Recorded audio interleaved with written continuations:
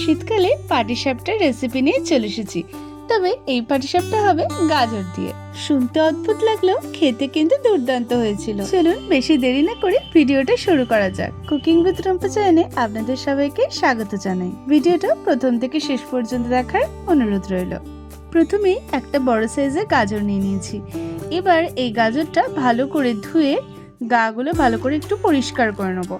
তারপর এটা ছুরি দিয়ে ছোট ছোট করে পিস করে কেটে নেব।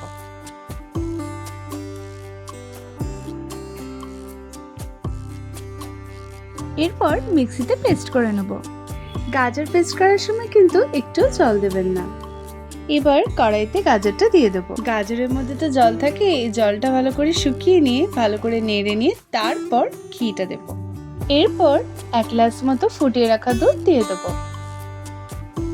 এখানে আমি হাফ চামচ মতো ঘি দিয়েছি। এখানে ঘিটা কিন্তু অবশ্যই দিতে হবে। ঘি দিয়ে ভাজলে গাজরের কাঁচা গন্ধটা থাকবে না এবং খেতেও ভালো লাগবে। দুধটা ফুটিয়ে এবার ভালো করে ঘন হতে দেব। এই সময় ইন্ডাকশনের টেম্পারেচারটা কিন্তু মিডিয়ামে রাখতে হবে, নয়তো তলায় লেগে যেতে পারে। এরপর দিয়ে দেবো সামান্য পরিমাণে ছোট এলাচের গুঁড়ো।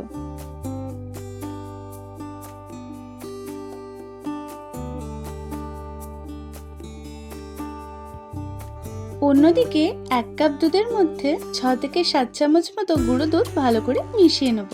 গুঁড়ো দুধ দেওয়ার সময় রেকর্ড করা হয়নি, তাই মুখে বলে দিলাম যে এখানে 6 থেকে 7 চামচ মতো গুঁড়ো দুধ দেওয়া হয়েছে।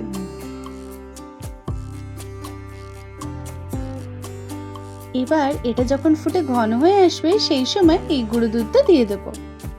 এবার মিষ্টির জন্য অল্প বাতাসা, 5-6টা মতো বাতাসা দিয়ে দেব। এরপর 1 চামচ মতো গুড় দিয়ে দেবো। আপনারা চাইলে শুধু গুড় দিয়েও করতে পারেন কিংবা শুধু বাতাসা দিয়েও, অথবা আপনারা এই সব দুটোর বদলে চিনি দিয়েও করতে পারেন। দেখুন কেমন ফুটতে ফুটতে ঘন হয়ে গেছে। এর উপর একটু আমন্ড কুচি বা কাজু কুচি ছড়িয়ে দিলাম। এবার এটা আরো কিছুক্ষণ নেড়ে একদম শুকনো করে নেব। তৈরি হয়ে গেল গাজরের ক্ষীর। এটাই কিন্তু আমরা পাটিসাপটার পুর হিসেবে ব্যবহার করব। এবার পাটিসাপটার ব্যাটার তৈরি করার জন্য আমি এখানে একটা বাটি মাপ করে নিয়েছি। সেই বাটিরই 1 বাটি মতো ময়দা দেব, তারপর হাফ বাটি দেব চালের গুঁড়ো। এরপর দেব 2 চামচ সুজি আর 1 থেকে 1.5 চামচ মতো চিনি আর সামান্য পরিমাণে নুন।